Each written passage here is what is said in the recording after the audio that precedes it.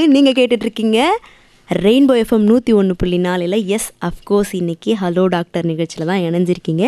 இன்னைக்கு எதை பற்றி நம்ம பேச போகிறோம் அப்படின்னா, ஒரு அழகான விஷயங்கள் பற்றி தாங்க பேச போகிறோம். என்ன அப்படின்னா, குழந்தைகள் வீட்டில் சின்ன சின்ன விஷயங்கள்லாம் தெரியாமல் பண்ணிடுவாங்க. அதனால் வர அந்த விபத்தை நம்ம எப்படி எதிர்கொள்கிறதுன்னு தெரியாமல் இருந்திருப்போம், அல்லது அந்த சுச்சுவேஷனை எதிர்கொண்டதுக்கப்புறம் ரொம்ப சிரமங்களை ஃபேஸ் பண்ணியிருப்போம். இது குறித்து குழந்தைகளுடைய அந்த விபத்துகள்லாம் எப்படி தடுக்கிறது அப்படின்ற அந்த விஷயங்கள் குறித்துலாம் நம்மளோட பேசுவதற்காக இன்னைக்கு நம்மளோட இணைஞ்சிருக்காரு டாக்டர் எல் சிதம்பரம் அவர்கள், சீனியர் கன்சல்டன்ட் ஐசியூ மற்றும் பீடியாட்ரிக் எமர்ஜென்சி யூனிட்ல இருந்து வந்திருக்காங்க. வணக்கம் டாக்டர். வணக்கம்.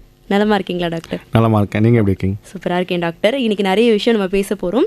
நேற்று நேஷ்னல் சேஃப்டி டே இருந்துச்சு. அதை ஒட்டி தான் நிறைய கேள்விகளும் நிறைய கேட்க வேண்டியது இருக்குது. நிறைய பேசுவோம் டாக்டர். கண்டிப்பாக.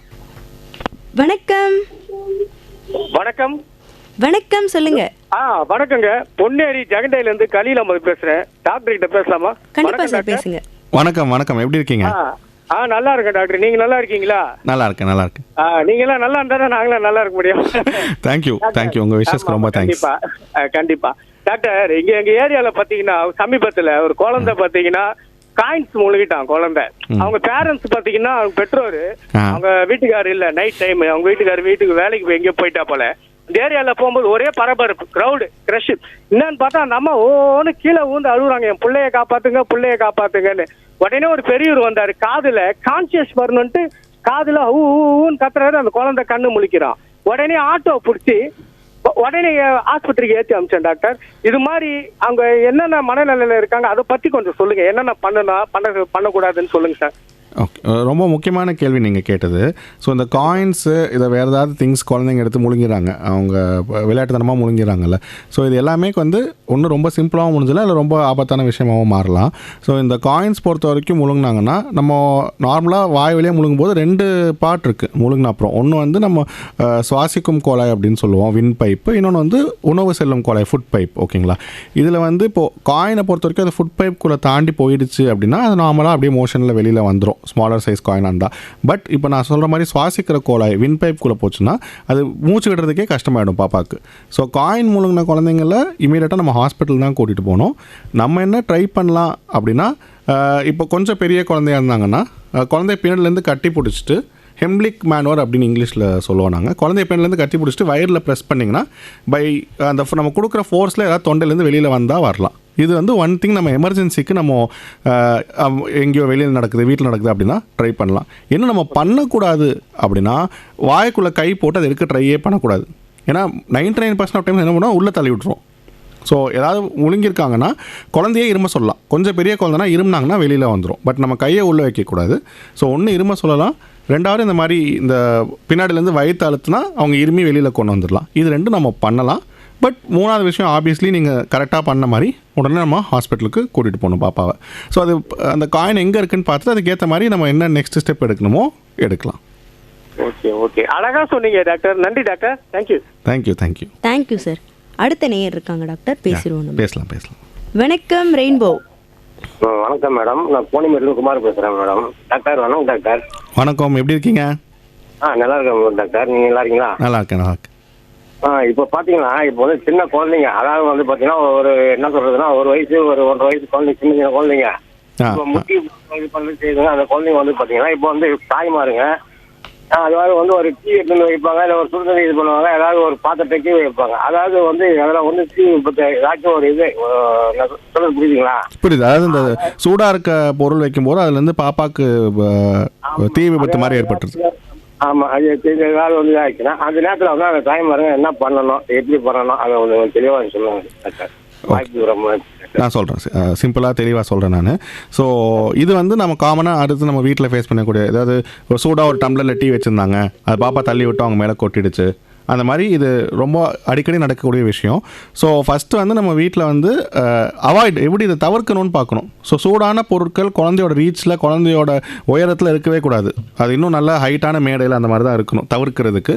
அப்படி தவிர்க்க முடியாமல் நடந்துருச்சு அப்படின்னா நம்ம உடனடியாக நார்மல் வாட்டரில் கொஞ்சம் ஐஸ் வாட்டர்லாம் ஊற்றக்கூடாது. நார்மலாக வாட்டர் இல்லாட்டி கொஞ்சம் கூலாக இருக்க வாட்டர், அதாவது டேப் வாட்டர், ரன்னிங் வாட்டரில் எந்த பகுதியில் பட்டிருக்கோ அந்த பகுதியில் காட்டணும். ஏதாவது துணி இருந்தது அப்படின்னா துணியை கழட்டிடலாம். துணி ஒட்டிக்கிச்சு அப்படின்னா அதை பிக்கக்கூடாது, அப்போ தோலோடு வந்துடும். துணி ஒட்டாமல் இருக்குது அப்படின்னா அந்த துணியை நீங்கள் கழட்டிடலாம். அதுக்கப்புறம் நம்ம ஒரு நார்மல் ரூம் டெம்பரேச்சர் வாட்டர் இல்லை கூல் வாட்டர் டேப் வாட்டரில் ஒரு 5 to 10 minutes கையை காட்டணும். இது வந்து ஃபஸ்ட் எய்ட் மாதிரி நம்ம பண்ணணும். பண்ணிவிட்டு நம்ம ஹாஸ்பிட்டலுக்கு தான் பாப்பாவை கூட்டிகிட்டு போகணும். எங்கெங்கே அடிப்பட்டால் ரொம்ப டேஞ்சரஸ் அப்படின்னா ஃபேஸ், எனிவேர் இந்த ஃபேஸு, மவுத்து, நெக்கு, இல்லை நம்ம ஜெனிட்டல்ஸ்ன்னு சொல்லுவோம், யூரின் போகிற ஏரியா, இங்கெல்லாம் நம்மளுக்கு அடிபட்டு பர்ன்ஸ் தீக்காயம் பட்டுதுன்னா அதெல்லாம் இன்னும் கொஞ்சம் ஹை ரிஸ்க் ஏரியாஸ். நம்ம சீக்கிரமாக நம்ம ஹாஸ்பிட்டலுக்கு கூட்டிகிட்டு போகணும்.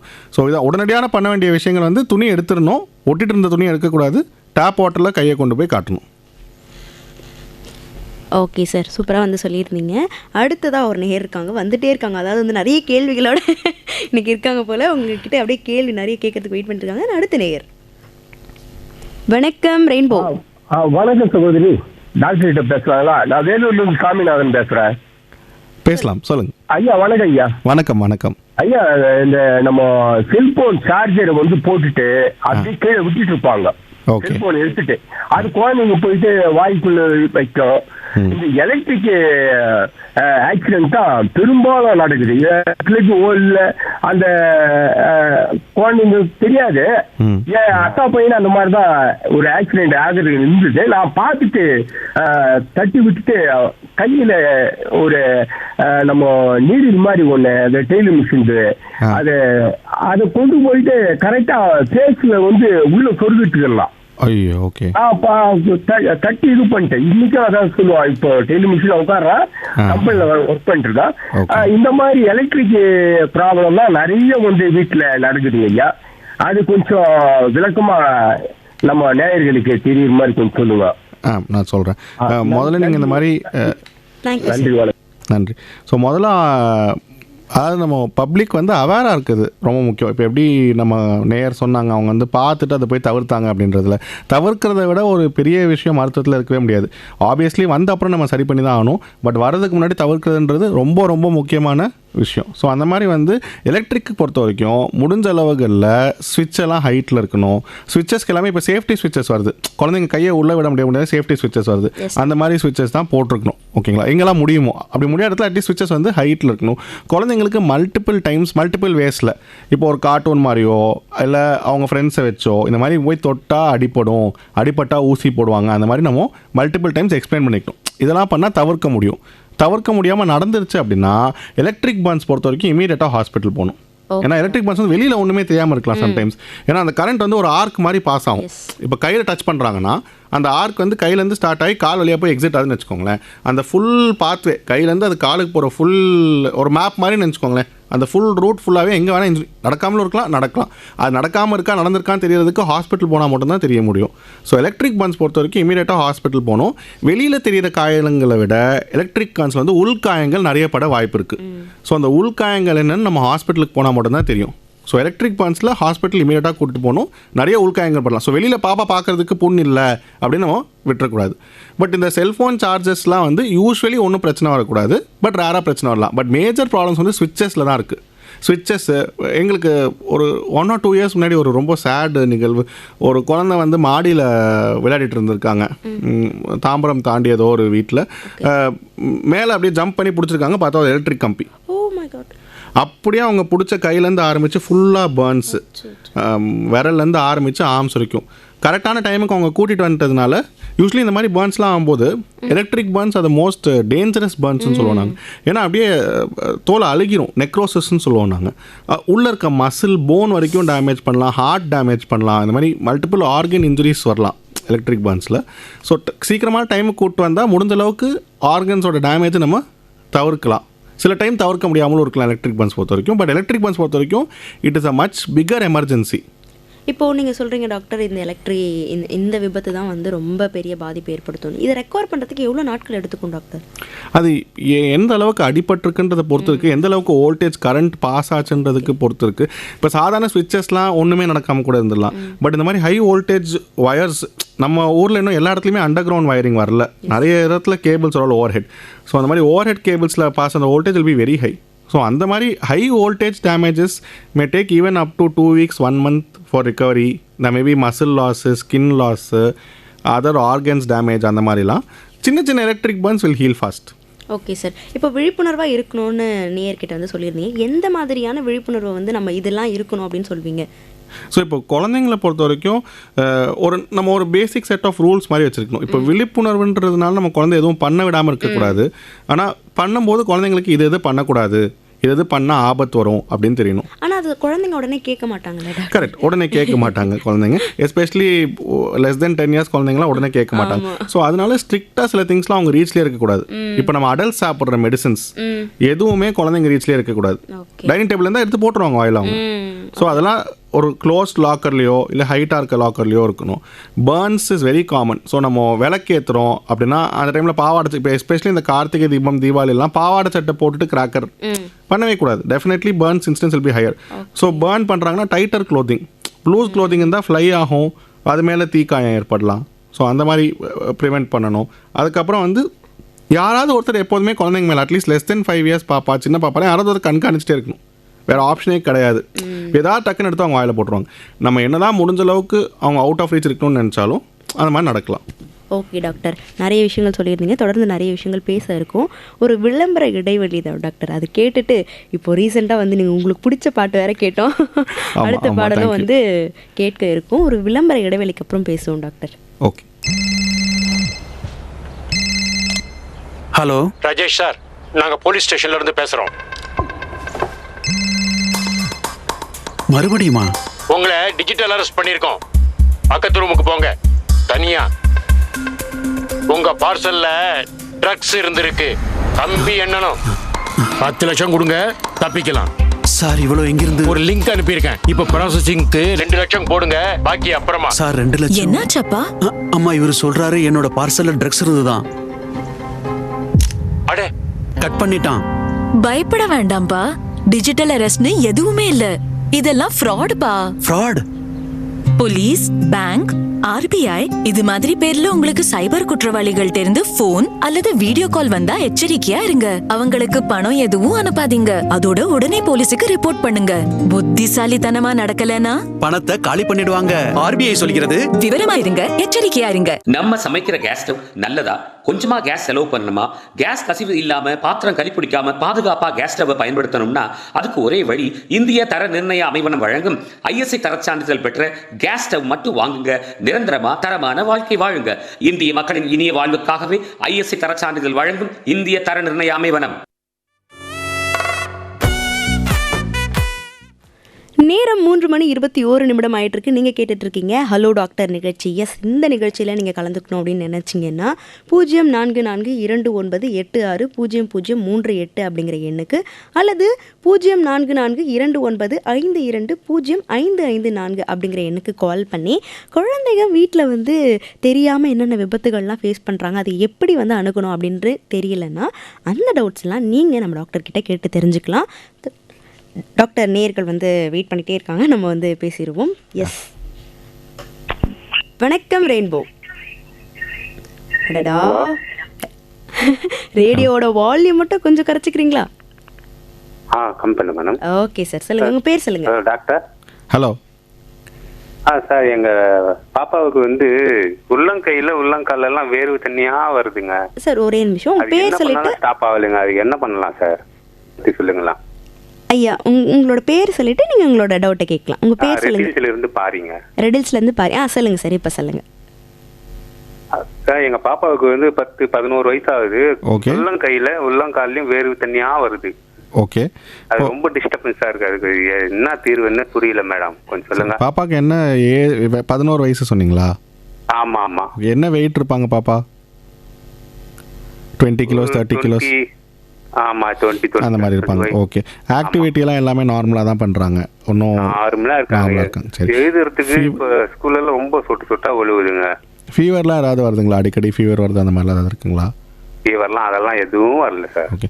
ரொம்ப ஒல்லியா இருக்காங்க, வெயிட் கூட மாட்டேன்றாங்க, அந்த மாதிரிலாம் ஏதாவது ப்ராப்ளம் இருக்குங்களா?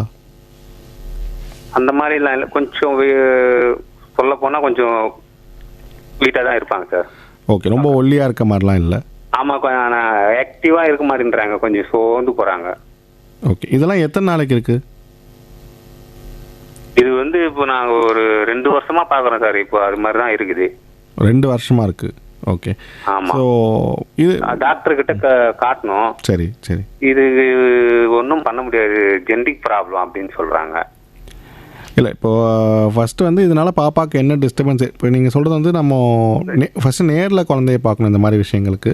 ஸோ நேரில் பார்த்தா கொஞ்சம் பெட்டராக இருக்கும். ஏன்னா இப்போ நான் குழந்தையோட கையில் ஸ்வெட்டிங்னால தோல் உரிதல் ஏற்படுதா, இல்லை குழந்தையோட பிபி எப்படி இருக்குது, வெயிட் எப்படி இருக்குது, சுகர் எப்படி இருக்குது, இந்த மாதிரி அதர் திங்ஸ்லாம் நான் பார்க்க வேண்டியதாக இருக்கலாம்.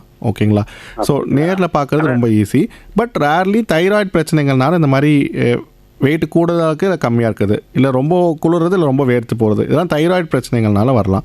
ஸோ நீங்கள் குழந்தைகளுக்கு ஃபஸ்ட்டு நேரில் கூட்டிட்டு போய் காட்டுங்க. உங்கள் பக்கத்தில் எந்த டாக்டர் இருக்காங்களோ குழந்தைங்க டாக்டர்கிட்ட நேரில் கூப்பிட்டு போய் காட்டுங்க. அவங்கக்கிட்ட பாப்பாவை பார்த்த அப்புறம் இந்த மாதிரி தைராய்டு டெஸ்ட் பண்ணலாமா, எங்களுக்கு நான் ரேடியோவில் பேசும்போது ஒரு டாக்டர் சொன்னாங்க அப்படின்னு சொல்லி கேட்டு பாருங்கள். பட் ஃபோனில் அட்வைஸ் கொடுக்குன்றது ரொம்ப பொது அட்வைஸ் கொடுக்கலாம். ஸ்பெசிஃபிக் கம்ப்ளைண்ட்ஸுக்கு அட்வைஸ் கொடுக்குன்றது கொஞ்சம் பாப்பாவை பார்க்காம கஷ்டமான விஷயம். சரியான அட்வைஸ் கொடுக்க முடியாது சம்டைம்ஸ். சரி சார், நன்றி sir, thank you. Thank you sir, thank you. Yes, குழந்தைங்க வீட்டில் எந்த மாதிரி விபத்துக்கு உள்ளாகிறாங்க, அது எப்படி ஃபேஸ் பண்ணணும்னு சொல்லி தொடர்ந்து டாக்டர்கிட்ட பேசிகிட்டே இருக்கும். நீங்களும் இது குறித்து உங்களுக்கு டவுட்ஸ் இருக்க கேட்கணும் அப்படின்னு நினச்சிங்கன்னா 0442860038 அப்படிங்கிற எண்ணுக்கு, அல்லது 044295205554 அப்படிங்கிற எண்ணுக்கு கால் பண்ணி பேசலாம். டாக்டர் இன்னொரு நேயர் இருக்காங்க, பேசியிருப்போம்.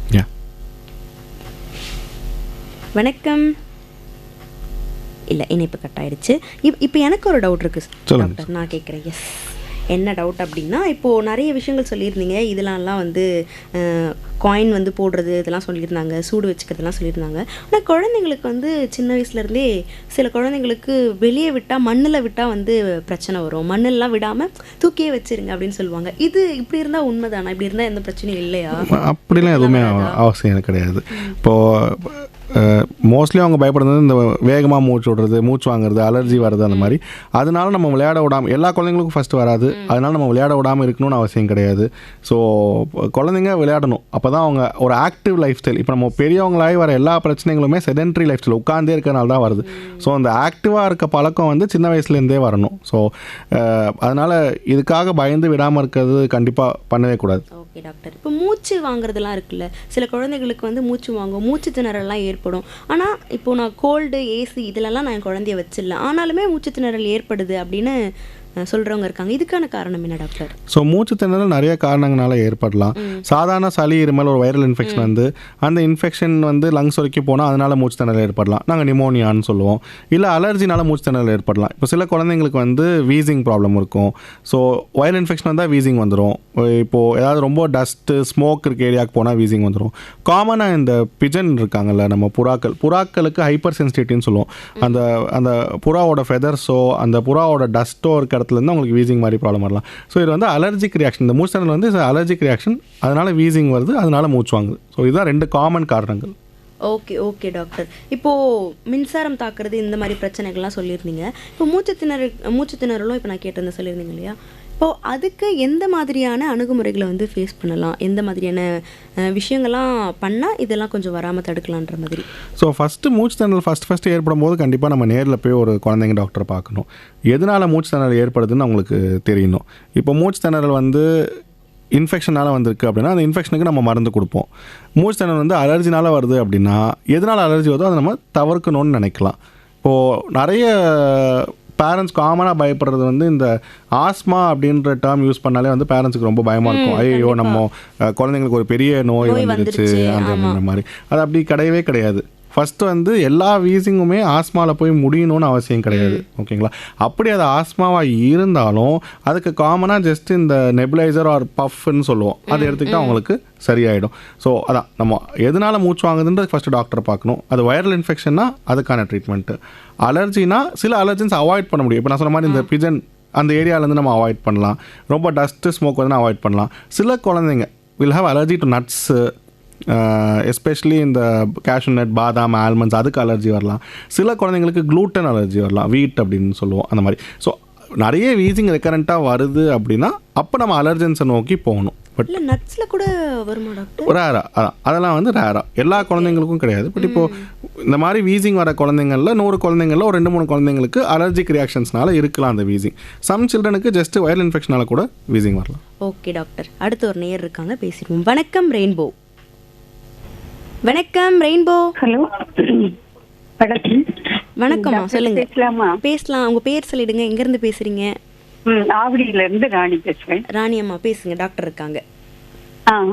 Hello doctor. ஹலோ, சொல்லுங்கம்மா. டாக்டர் இந்த சின்ன பையன், என்னோட பையன் தான். இந்த பெட்டிட்டு விளையாண்டுகிட்டு இருக்கும்போது இந்த கோழி குஞ்சு இருக்கு இல்லையா, அதை பிடிச்சு விளையாண்டு இருக்கும்போது அது கண்ணுல கொத்திட்டு. ஐயோ. கண்ணுல கொத்திட்டு அப்படின்னோடனே கிராமத்துல இருக்கிறதுனால எல்லாரும் என்ன பண்ணாங்கன்னா இந்த கோழியோட காலை வந்து வெட்டி அந்த ரத்தத்தை கண்ணுல ஊத்துனாங்க. அப்படி இல்லப்பா, அது ஃபர்ஸ்ட் எய்ட் அப்படின்னு சொல்லிட்டு. இப்ப பாப்பா எப்படி இருக்காங்க? நல்லா இருக்கிறா, அதுல எல்லாம் ஒன்றும் பிரச்சனை இல்லை டாக்டர். ஆனா வந்து கண்ணுல ஊத்தினோடனே அந்த ரெட்டிஷ், அந்த வெள்ளை வெளியில தான் பட்டிருந்தது, ரெட்டா இருந்தது. அந்த ரெட்டிஷ் வந்து அப்படியே இருக்குது. ஆனா இப்பவும் ஓகே. அது இதனாலவா ஒருவேளை இந்த ஃபர்ஸ்ட் எய்டுனாலயா, தப்பா பண்ணதுனாலயோ?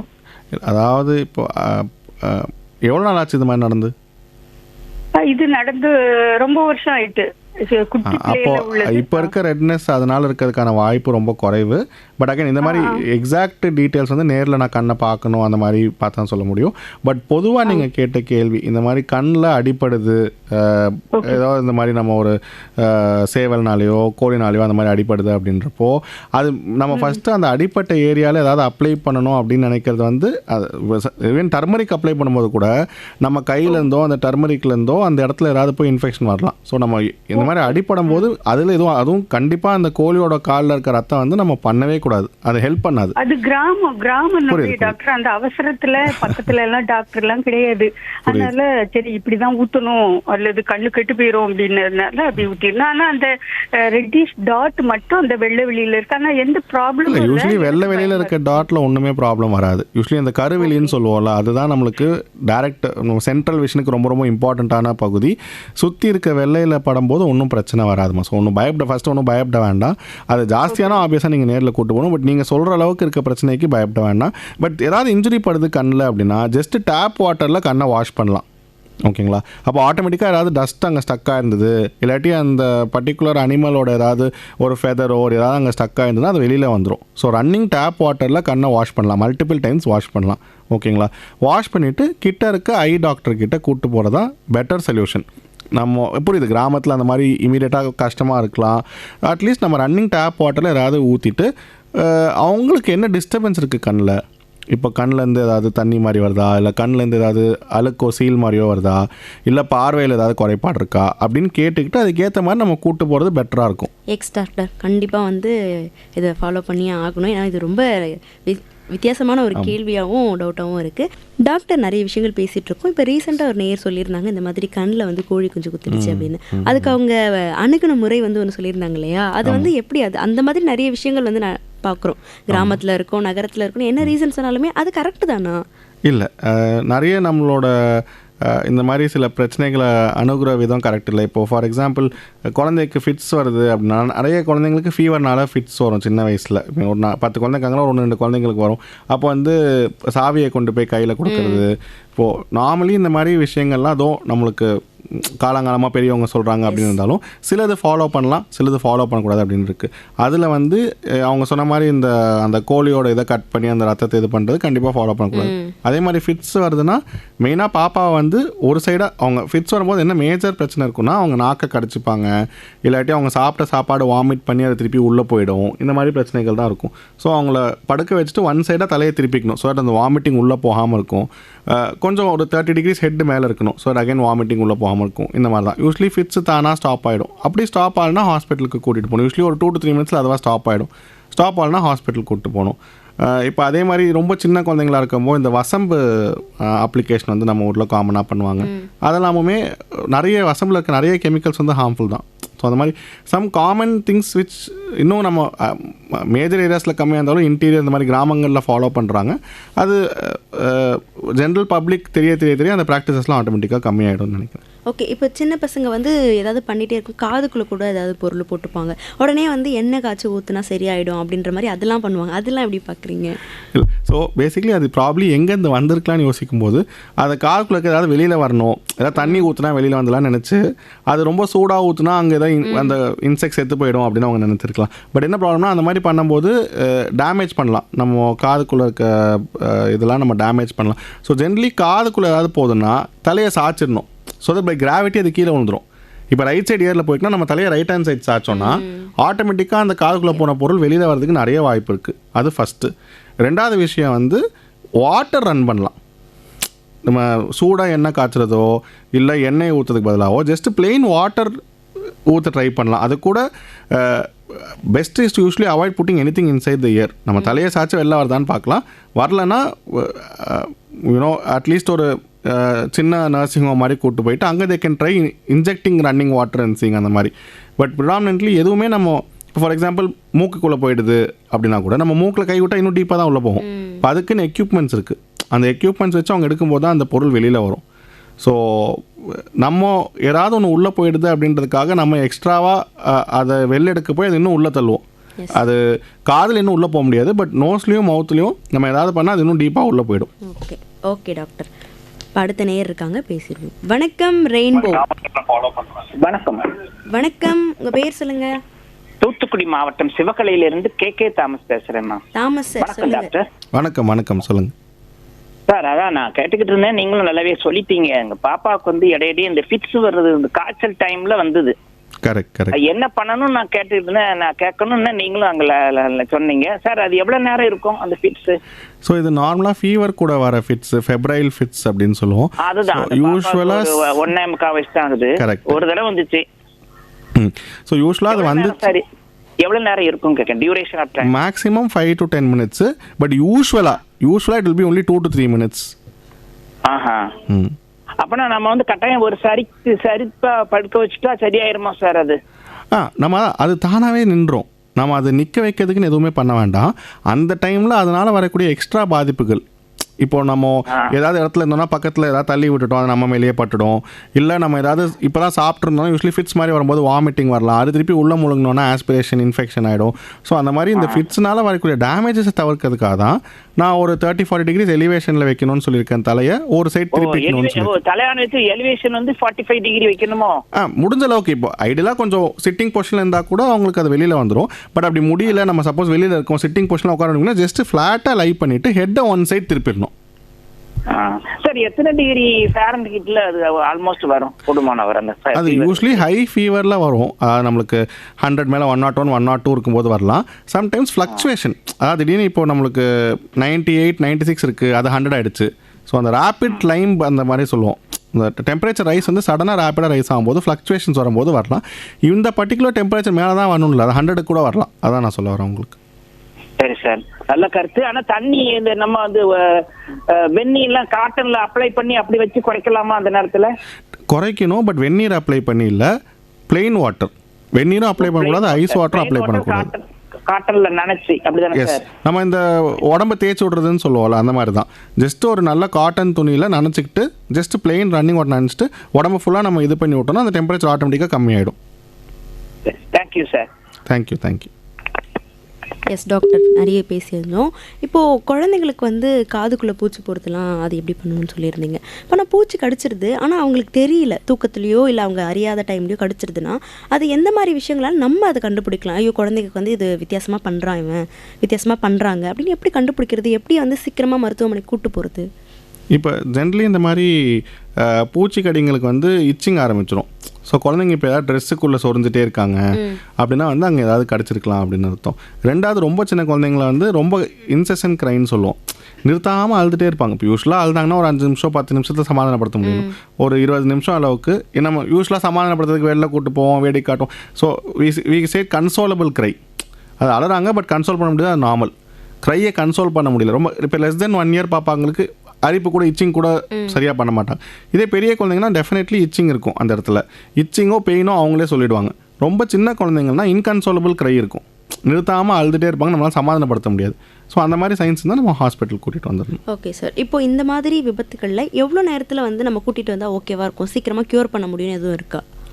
இந்த மாதிரி இன்செக்ட் பைட்ஸ்க்கு அப்படின்னு அந்த மாதிரி விஷயங்கள் இல்லை காதில் ஏதாவது போட்டுக்கிறது சம்திங், இந்த மாதிரி விபத்துகளில் இந்த விபத்துக்கு இவ்வளோ நேரத்தில் கூட்டு வரலான்ற மாதிரி எதுவும் டைம் இருக்கா? ஸோ விபத்துகள் பொறுத்த வரைக்கும் இந்த மாதிரி இன்செக்ட் பைட்லாம் யூஸ்வலி ஒன்றும் எமர்ஜென்சிஸ் வராது.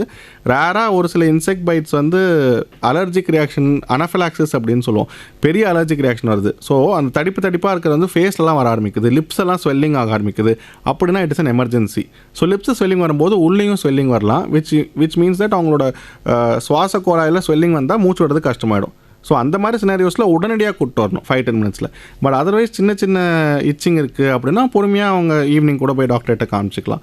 அதே மாதிரி ஃபாரின் பாடி பொறுத்த வரைக்கும் உடனே தான் கூட்டிகிட்டு வரணும். அது காதுக்குள்ளேயாக இருந்தாலும் சரி, மூக்காக இருந்தாலும் சரி, வாயாக இருந்தாலும் சரி, இமீடியட்டாக கூட்டிகிட்டு வரணும். ஏன்னா the further it goes inside it's difficult to get it out. So foreign bodies பொறுத்த வரைக்கும் யாராவது முழுங்கிட்டாங்க, யாராவது வாயில் போட்டாங்க, மூட்டில் போட்டாங்கன்னா இமீடியட்டாக தான் கூட்டிகிட்டு வரணும். பட் இச்சிங் எல்லாம் you can come slowly provided there is no allergic reaction in the face or lips, mouth அந்த மாதிரிலாம். ஓகே டாக்டர், தொடர்ந்து நிறைய விஷயங்கள் பேசுவோம் டாக்டர்.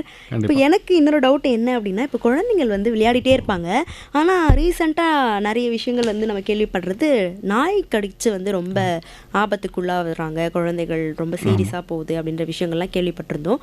இப்போ அந்த மாதிரி விஷயங்களை வந்து எப்படி வந்து அணுகிறது, எந்த மாதிரியான வழிமுறைகளை வந்து கொடுக்கறது குழந்தைங்களுக்கு அப்படின்றது ரொம்ப சிக்கலாகவே இருக்குது. என்ன பண்ணுறது doctor? So generally dog bites வந்துட்டு நம்ம ஏற்கனவே நான் சொன்ன மாதிரி ஹாஸ்பிட்டல் தான் கூப்பிட்டு போகிற மாதிரி இருக்கும். டாக் பைட்டுக்கு ரேபீஸ் வேக்சின் இருக்குன்னு எல்லாருக்கும் தெரியும். பட் என்ன இதில் ரொம்ப முக்கியமான விஷயம்னா, ரேபீஸ் வேக்சின் போட்டால் 100% அந்த நோயை நம்ம தவிர்க்கலாம், வரவே வராது. இதே நம்ம ரேபீஸ் வேக்சின் போடாமல் அந்த நோய் வந்துருச்சுன்னா அதுக்கு எதுவும் நம்மளுக்கு ட்ரீட்மெண்ட் கிடையாது. ஸோ அதனால் இந்த ரேபீஸ் வேக்சின் ரொம்ப ரொம்ப இம்பார்ட்டண்ட்டு. நம்ம வீட்டில் வந்து அந்த ஊண்டை ஜஸ்ட்டு சோப் அண்ட் வாட்டர் வச்சு க்ளீன் பண்ணிடலாம், அதுவே மோர் தென் எனஃப். ஸோ எங்கே கடி வந்திருக்கோ அந்த இடத்த சோப் அண்ட் வாட்டர் எடுத்து க்ளீன் பண்ணிவிட்டு ஹாஸ்பிட்டலுக்கு கூப்பிட்டு போயிட்டு, அது இப்போது ஃபார் எக்ஸாம்பிள் ஜஸ்ட்டு நான் நிறைய பேர் டவுட்டோட பேரண்ட்ஸ் கால் பண்ணுவாங்க, இந்த மாதிரி பெட் டாகாக இருக்குது அப்படின்னு சொல்லிட்டு. ஸோ பெட் டாகாக இருந்தாலும் பெட்டர் நேரில் கூப்பிட்டு போகிறது. ஏன்னா பெட் டாக் வந்து அந்த ஓனர் வேக்சினேட் பண்ணியிருப்பாங்களா பண்ணியிருக்க மாட்டாங்களா அப்படின்னு நம்மளுக்கு ஷோராக தெரியாது. பெட்டையும் கூட்டிகிட்டு போகணும்னு சொல்கிறேன். இல்லை, பெட்டனால் பாப்பா மட்டும்தான். ஓகேங்களா? ஸோ நிறைய பேருக்கு இந்த டவுட்டும் வரும், அந்த நாயை நம்ம ஃபாலோ பண்ணணுமா, அந்த நாய் எப்படி இருக்காங்கன்னு பார்க்கணுமா அப்படின்ற மாதிரி. So it is very difficult usually அந்த பர்டிகுலர் நாயை ஃபாலோ பண்ணி ட்ராக் பண்ணுறது. அண்ட் அந்த நாய்க்கு எதுவுமே சிம்டம் வரலன்னா கண்டிப்பாக நமக்கு வராது அப்படின்ற மாதிரி எதுவும் கிடையாது. ஸோ அது பெருசாக நம்மளுக்கு ஹெல்ப்ஃபுல்லான விஷயம் கிடையாது. அதை விட ஹெல்ப்ஃபுல்லான விஷயம் வந்து எந்த அளவுக்கு அடிபட்டிருக்குன்னு பார்த்துட்டு அந்த ஊண்டை க்ளீன் பண்ணிவிட்டு ஹாஸ்பிட்டலுக்கு போகுது. இப்போ ஜஸ்ட்டு லிக்கிங் தான் இருக்குது, இன்டாக்ட் ஸ்கின்னு சொல்லுவோம், எதுவும் ரத்த காயம் ஏற்படல, எதுவும் ஸ்க்ராட்ச் ஏற்படல அப்படின்னா 99% ஓகே. பட் சின்ன ஸ்க்ராட்சாக இருந்தாலும் சரி, சின்ன ஒரு ட்ராப் பிளட் இருந்தாலும் சரி, ரேபீஸ் வேக்சின் போட்டுக்கிறது ரொம்ப ரொம்ப ஹெல்ப்ஃபுல். அது 100% நம்மளுக்கு பிரச்சனை இல்லாமல் தவிர்த்துரும். எஸ் டாக்டர், இது குறித்து இன்னொரு டவுட் இருக்குது, நான் அதுக்கப்புறம் கேட்குறேன். நேயர்கள் வெயிட் பண்ணிட்டு இருக்காங்க, பேசிடுவோம். வணக்கம் ரெயின்போ. வணக்கம். வணக்கம்மா, யார் எங்கேருந்து பேசுகிறீங்க? இந்த ராஜலட்சுமி வெஸ்ட் மாம்பலத்துலேருந்து பேசுகிறேன். டாக்டருக்கும் வணக்கம் சொல்லிக்கிறேன். பேசுங்கம்மா, டாக்டர் கிட்ட பேசுங்க. வணக்கம். வணக்கம். வணக்கம். இப்போ குழந்தைக்கு வாந்தி எடுக்குது, நிற்காம இருக்குது, உடனே நம்ம ஏதாவது வீட்டில் ஆஸ்பத்திரிக்கு போகிறதுக்கு முன்னாடி ஏதாவது செய்யணும்னா செய்யலாமா, என்ன செய்யணும்? இப்போது நம்மளுக்கு வாந்தி பொறுத்த வரைக்கும் வந்து வாந்தி தவிர்க்கிறதுக்கு நம்ம சிரப் கொடுக்கலாம். பட் அதை விட இம்பார்ட்டன்ட் வாந்தி என்னன்னா டீஹைட்ரேஷன் ஆகாமல் இருக்கணும் பாப்பாவுக்கு. ஸோ இப்போ நிறைய வாமிட் எடுத்துட்டாங்க, உடம்புல தண்ணி சக்தி கம்மியாயிடுச்சு அப்படின்னா டீஹைட்ரேட் ஆகிடுவாங்க. அதுதான் நம்மளுக்கு மிகப்பெரிய பிரச்சனை. ஸோ வீட்டில் வந்து ஓஆர்எஸ் வாட்டர் இருக்குல்ல, அது ஓஆர்எஸ் பேக்கெட்ஸ் விற்கும், இந்த டெட்ரா பேக் வாங்கி கொடுக்கக்கூடாது, பவுடர் விற்கும். அந்த பவுடர் வாங்கி நம்ம வந்து தண்ணியில் கலந்து மிக்ஸ் பண்ணி பாப்பாவுக்கு கொடுத்து பார்க்கலாம். அப்படி இல்லை அதை குடிக்க மாட்டேன்றாங்க, டேஸ்ட்டு பிடிக்கலன்னா ஜஸ்ட்டு பிளெயின் வாட்டர் இல்லை இளநீர், மோர், இல்லை நார்மல் நம்ம வாட்டரில் கொஞ்சோண்டு லெமன், கொஞ்சோண்டு சால்ட் ஆட் பண்ணி கொடுத்து பார்க்கலாம். இந்த மாதிரி திங்ஸ் எல்லாம் ஹைட்ரேஷனை இம்ப்ரூவ் பண்ணும். அண்டு வாமிட்டிங்க்கு கொஞ்சம் சூதிங்காக இருக்கும். சில சமயம் நம்ம நார்மல் சாப்பாடு வந்து வாமிட்டிங்கை தூண்டி விடலாம். இந்த மாதிரி நம்மளுக்கு இந்த எலக்ட்ரோலைட் சத்துள்ள தண்ணிகள் வந்து வாமிட்டிங்கை கண்ட்ரோல் பண்ணுறதுக்கு ஹெல்ப் பண்ணலாம். அது இல்லாமல் எமிசெட்டுன்னு ஒரு சிரப் வரும் கொடுக்கலாம். பட் நீங்கள் ஹாஸ்பிட்டல் கூப்பிட்டு போகிறதுக்கு முன்னாடி ஹைட்ரேஷன் மெயின்டைன் பண்ணிக்கணும். ஸோ இதில் சாலிட்ஸ்லாம் கொடுத்து ட்ரை பண்ணால் பெருசாக நமக்கு ஹெல்ப்ஃபுல்லாக இருக்குது. லிக்விட் ஆகாரங்கள் கொடுக்கணும். ரொம்ப நன்றி டாக்டர். நன்றிம்மா, நன்றி. நன்றி. எஸ் டாக்டர், அடுத்த நேயர் இருக்காங்க. வணக்கம் ரெயின்போ.